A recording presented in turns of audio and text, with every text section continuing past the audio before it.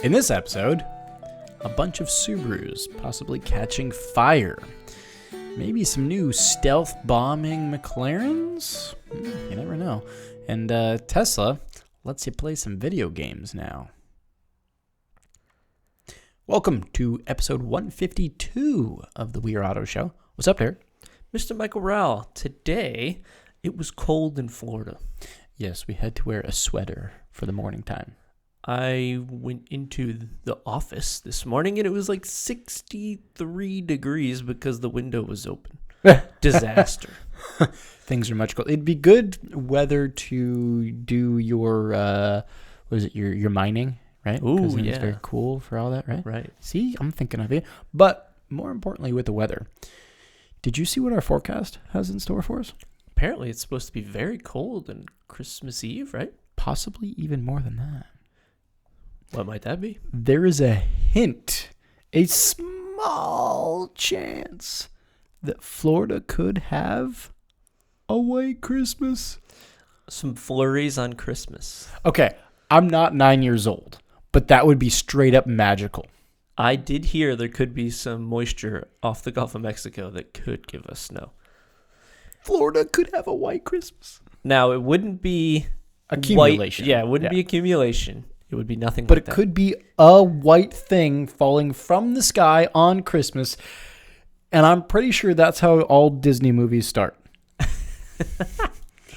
Disney is here in Florida. Not that I'm a 9-year-old kid, but that would be properly magical. Would be cool. Mm-hmm. Yes. But are you ready to move on to some news?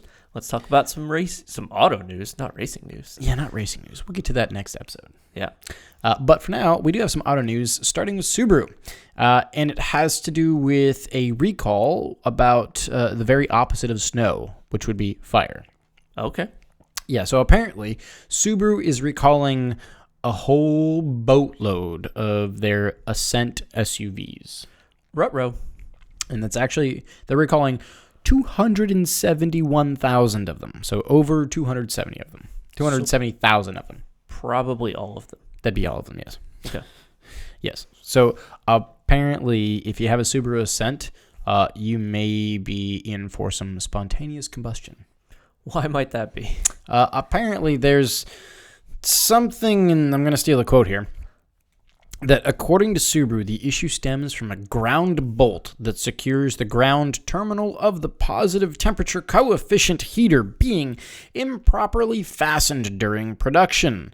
In affected vehicles, the loose bolt increases the chance of the ground terminal melting while the PTC, or positive temperature coefficient, is in use, which could lead to a fire. So your heater's on, and it doesn't have a ground, so it continues to heat and could cause a fire. Yes. Okay. So, yeah, apparently Subaru is telling all of their owners, park away from everything.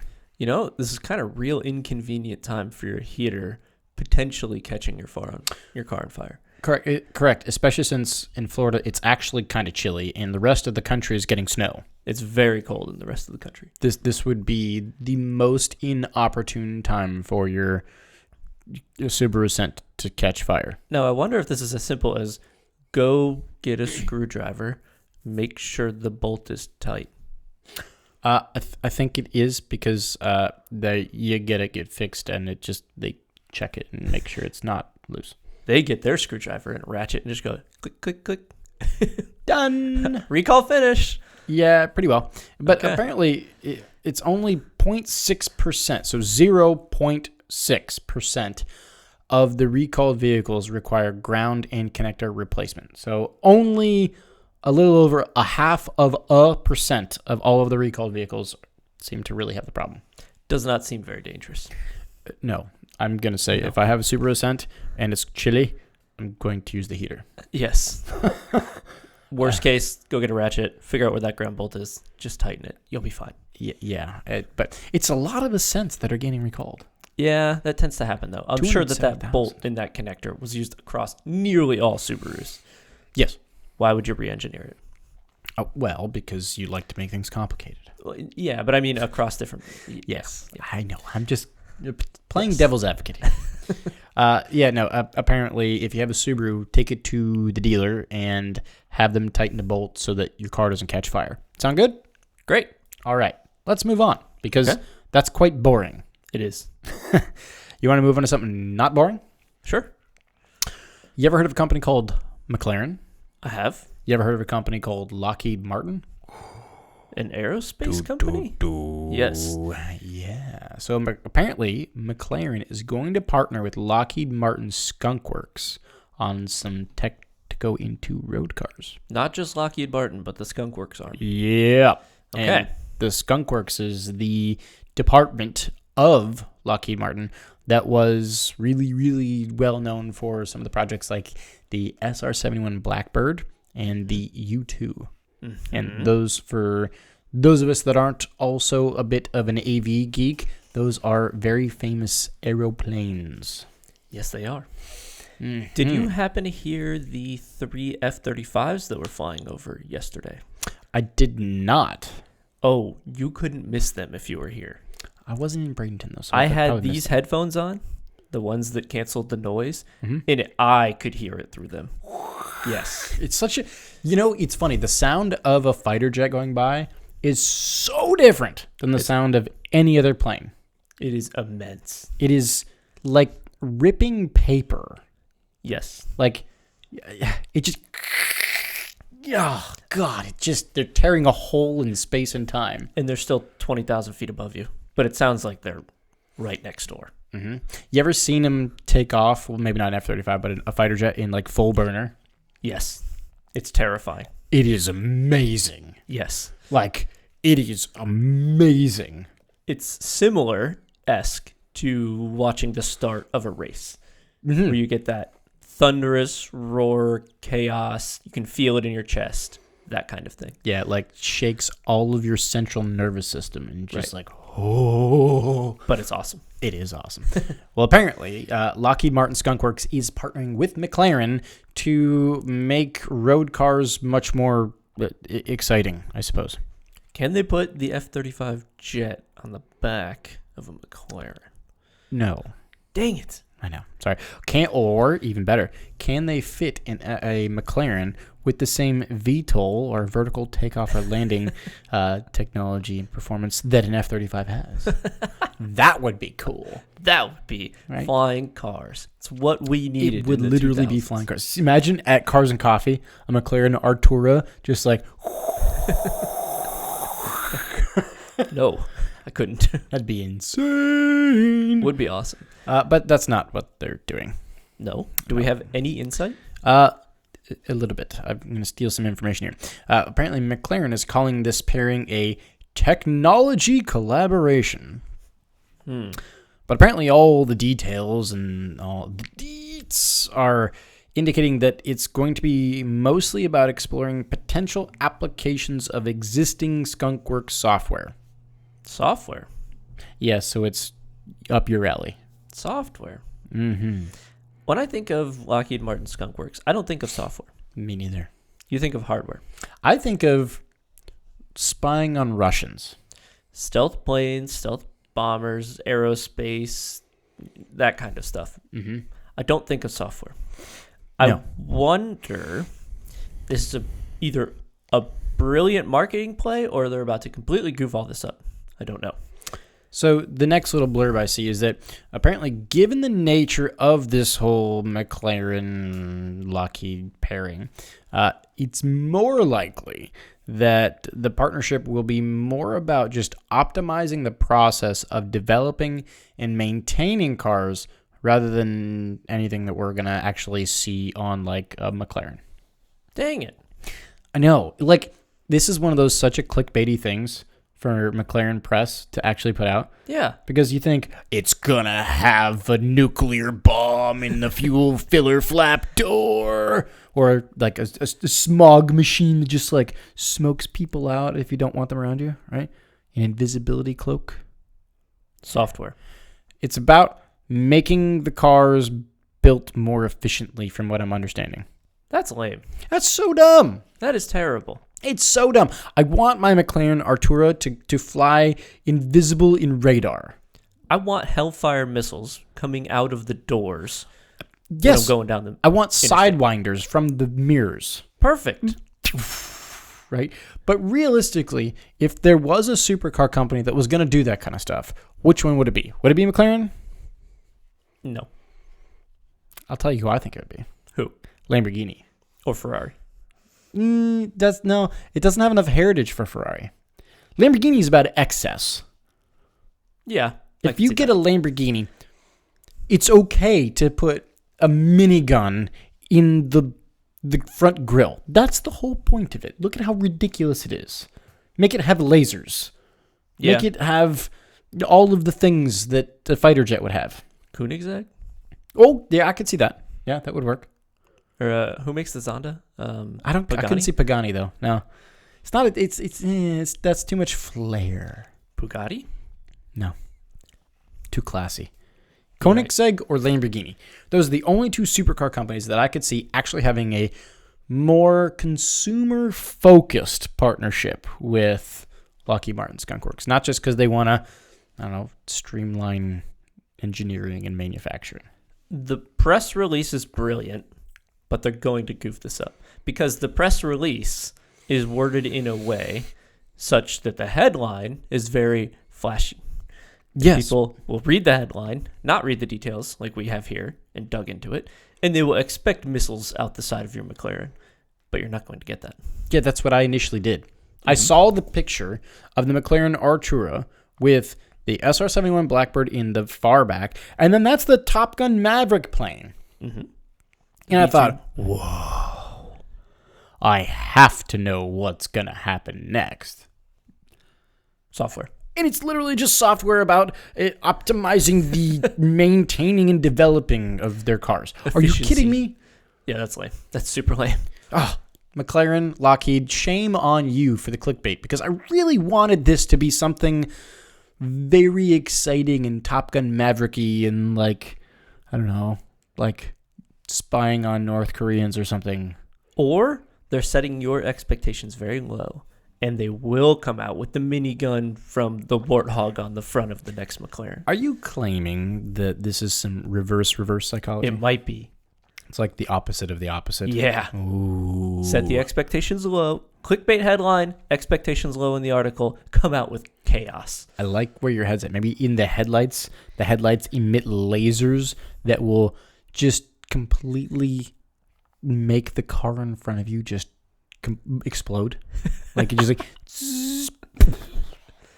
solving driving problems on a daily basis. You have you're driving down a country road and you have a little grandma out in front of you. Goodbye, grandma. Too slow. Laser lock. Great. Oh goodness, we are children. Yes, we are. We are just children. I can't not. So is everybody else who likes Skunk Works. Well, everyone that's going to read this headline is going to go, whoa, I must know what laser missiles and rockets and RPGs are going to be coming out of the next McLaren. But it's nothing. It's nothing. McLaren is making a stealth warplane car now. Great. Yes. No. It would be Software more efficiency. Yeah, no. Boring. Yeah. So shall we move on? Sure. Okay. Let's move on to one of your favorite car brands. Okay. Who do you think I'm referring to? Subaru. No. Much quicker than that. Quicker? Yes. Okay, that doesn't narrow it down. Is it an EV? Yes. All right. Is it Tesla? It's the Mach-E. No, I'm kidding. Yes, it's Tesla. Okay.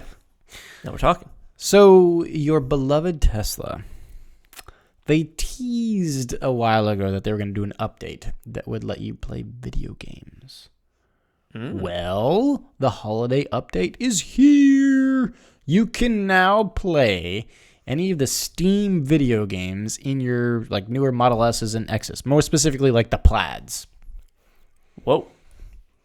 Okay. For those who need to be educated, Steam is a gaming platform where you can buy games and launch games from it. It's not actually a game, but it can let you acquire and launch the game. I actually use Steam a lot. Do you have Steam? So, funny enough, when I was in middle school. I think I did. Because back in the day, I used to play a game called Counter-Strike 1.6. Perfect. Before Counter-Strike Source was a thing. Okay. And I remember launching it through Steam. Mm-hmm. Steam is still kicking today. It's actually very kicking. Everyone that does PC gaming uses Steam. It's very well loved as well. So this is actually a big announcement for Tesla. Now, tell me some details about this. What details would you like? Can you play all the games? Can you? From what I'm understanding, pretty well. Whoa. Like, apparently you can use other wireless controllers like that, what you would have at home, like an Xbox controller.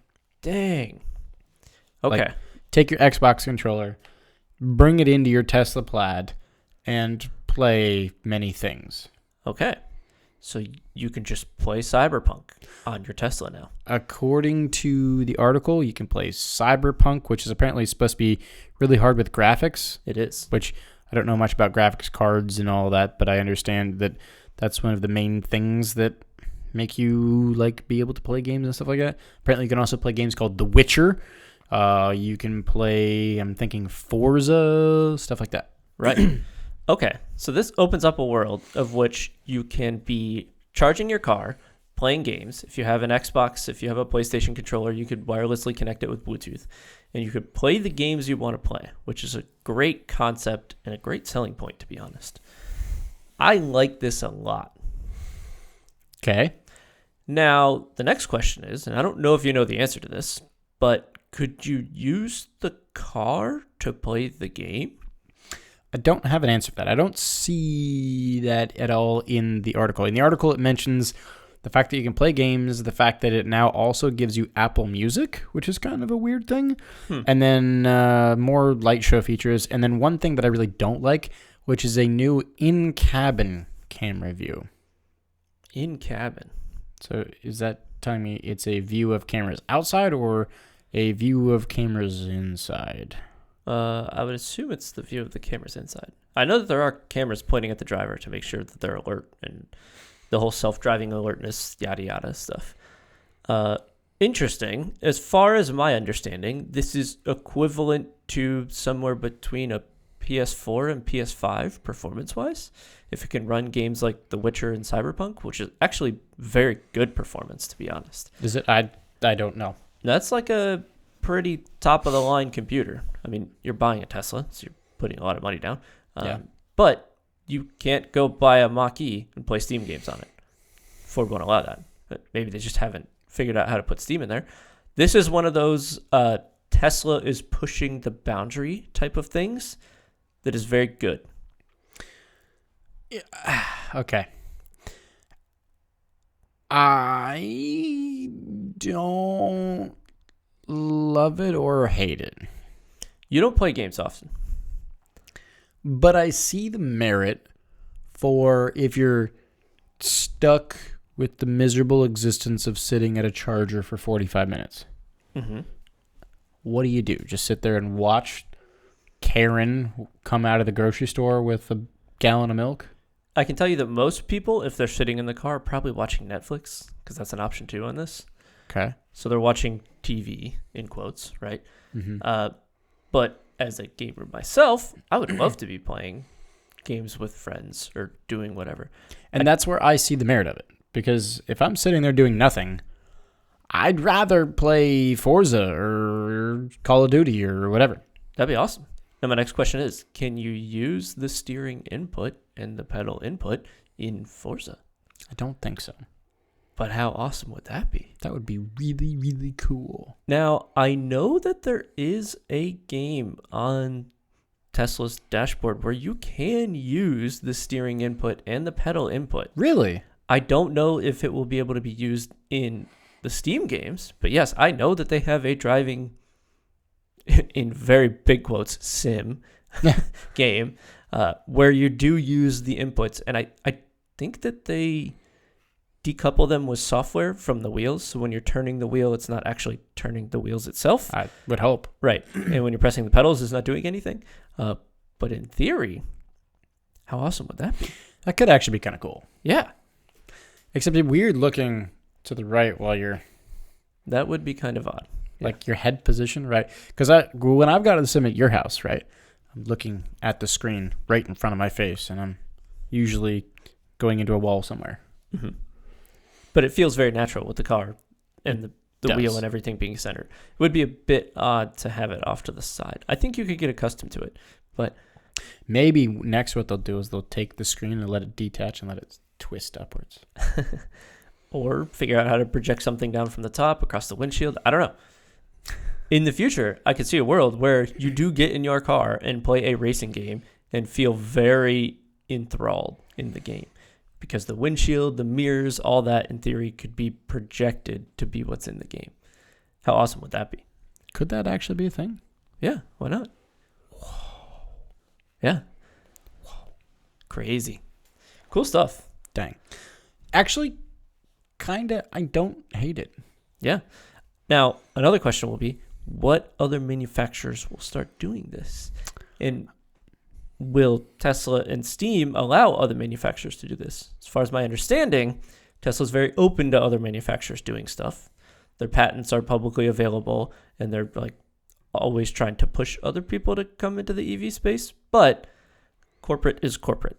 Mm-hmm. I don't know what the Steam side is on this. I don't know. Interesting, though, and I hope to see other car manufacturers do this. I also don't like that. I mean, I like the fact that Tesla says you can't do it while you're driving, of course, but Right. I don't like the fact that it's going to take one 16-year-old kid toying around with code that will jailbreak that. Ideally, that wouldn't happen. That's totally up to the software engineers at Tesla. To my understanding, they're running it in a VM, a virtual machine, when they're running the games. So it's siloed off. But anything in theory could be hacked in many different ways. Mm-hmm. So in theory, they're taking the right precautions. We'll see what happens. Makes you wonder. It does. But you could argue that with any EV, with any car out there. True. Very Yeah. true. Very true. So that's all the news that I've got. Do you have anything else? No, I do not. All right. So this is kind of the time of year where news is a little bit thin, right? It is. We're getting near Christmas and New Year's when everyone's kind of just letting things be. So unfortunately, not tons of news. But thanks so much for watching and listening. If you are watching on YouTube, please do drop a thumbs up and a comment on the video. Don't forget, hit subscribe while you're there. If you're listening on audio only, please leave us a 5-star rating and a review on your platform of choice. And don't forget, check out our website. It is amazing. It is weareauto.io. And this being the off season of racing, if you got an itch you need to scratch with some racing, go check it out. We've got some cool old past races on there. So again, thanks so much. Catch you guys on the next one. Peace.